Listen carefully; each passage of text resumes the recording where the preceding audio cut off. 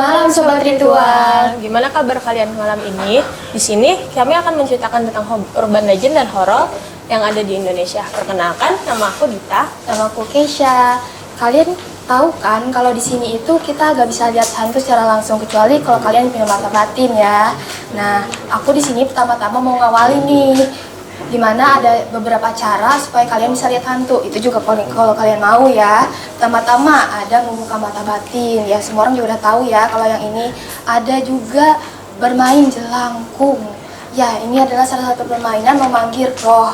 Di sini itu permainannya itu pertama-tama pemain itu harus ganjil agar hantunya yang menjadi menggendapi. Nanti setelah ada pemanggilan itu ntar hantu bisa aja datang, tapi bisa juga enggak. Nah, selanjutnya ada lagi melihat dari antara kedua kaki. Di sini kan itu termasuk kepercayaan dari beberapa orang ya, tapi kadang juga itu nggak terlalu berhasil ya. Di sini juga aku punya nih 3 cara yang termasuk anti mainstream, yaitu mencukur habis alis kalian. Nah, gimana caranya tuh? Yaitu kalian mencukur habis alis kalian. Habis itu tata cara permainannya, kalian tidur di depan pintu rumah kalian beralaskan keset tengah malam. Katanya bakalan ada yang ngebangunin kalian. Makhluk apa itu?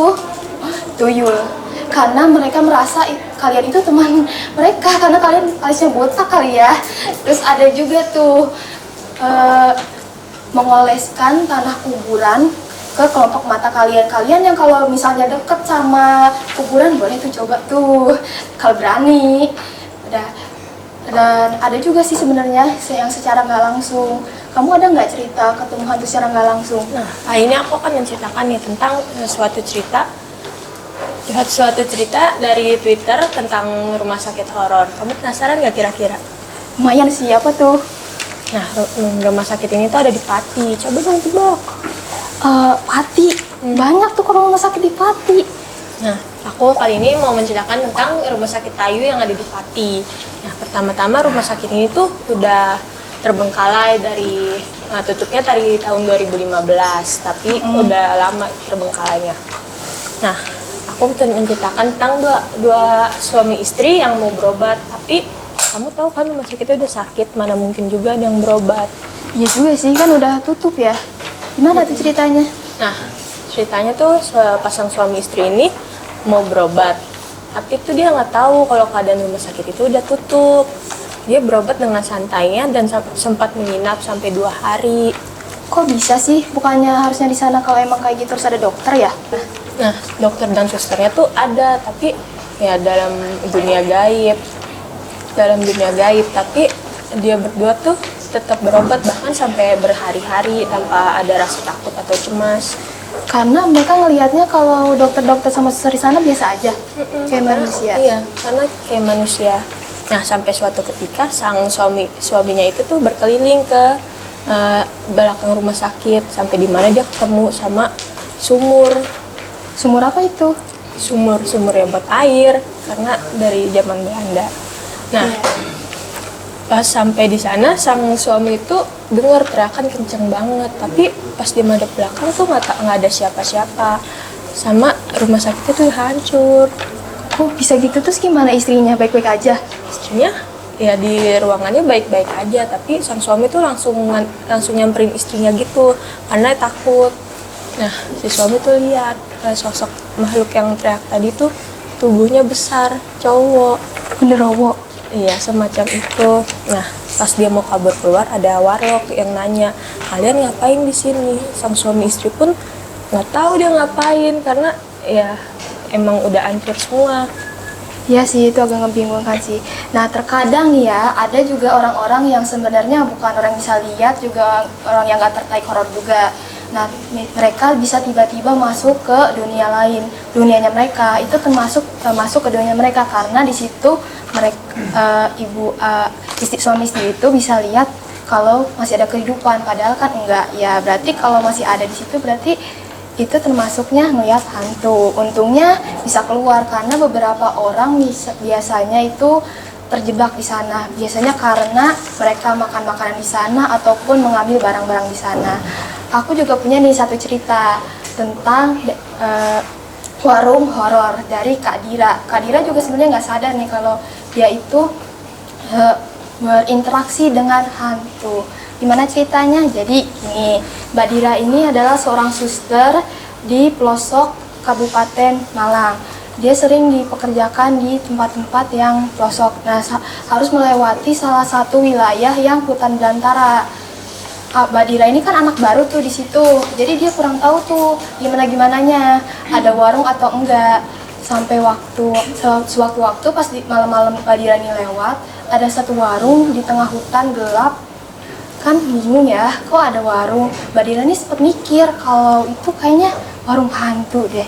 Tapi setelah Mbak Dira lihat lagi, ternyata ada nenek-nenek yang sedang menyirami tanaman di depan rumahnya. Ya dari situ Mbak Dira nggak terlalu mikir lagi, soalnya dia kan harus fokus ke pekerjaannya. Sepulangnya Mbak Dira itu penasaran, iya nggak sih itu warung hantu atau enggak. Nah makanya Mbak Dira ini melipir nih sebentar ke warung itu. Nah nenek itu melihat Mbak Dira, terus loh Mbak, malam-malam begini kok masih belum pulang? Mbak Dira jawab cuma sambil senyum doang. Nah tiba-tiba nih dari belakang, dari arah jalan, Mbak Dira dengar ada suara orang jatuh. Nah seketika Mbak Dira ini nengok ke belakang dan melihat ada bapak-bapak jatuh dari sepeda. Mbak Dira langsung dong gercep buat bantuin bapaknya. Ya masa nggak dibantuin kan? Nah habis itu Mbak Dira kan bantu-bantu bapaknya. Bapaknya ini kelihatan ketakutan banget, gemetaran. Nah jawaban bapaknya ini bikin Mbak Dira ini kebingungan, soalnya bapak ini berkata apa ke Mbak Dira?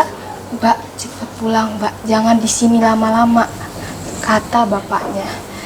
Karena Mbak Dira juga udah merasa nggak enak ya sama hawanya, akhirnya Mbak Dira ini berpamitan ke pemilik warung namanya Mbok Ra. Dia berpamitan bahwa dia mau pamit pulang ke rumah ibu bapaknya. Nah, selama perjalanan pulang, Mbak Dira ini udah ngerasa nggak enak sih, ada punggungnya ini merasa ada berat.